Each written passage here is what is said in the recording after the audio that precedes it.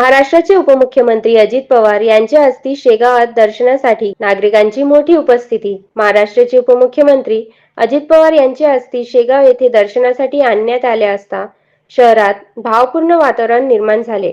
अस्थि दर्शनासाठी शेगाव शहरातील विविध शासकीय अधिकारी, पदाधिकारी, कार्यकर्ते तसेच सर्वसामान्य नागरिक मोठ्या संख्येने उपस्थित होते.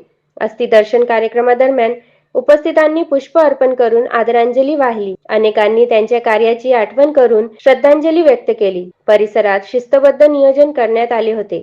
दर्शनासाठी येणाऱ्या नागरिकांची गर्दी लक्षात घेऊन स्वयंसेवकांनी व्यवस्था सांभाळली. यावेळी विविध सामाजिक व राजकीय क्षेत्रातील मान्यवरांनी उपस्थित राहून आपली भावना व्यक्त केली. कार्यक्रम शांततेत व भावपूर्ण वातावरणात पार पडला. युवा क्रांती न्यूज साठी डी ललित, शेगाव.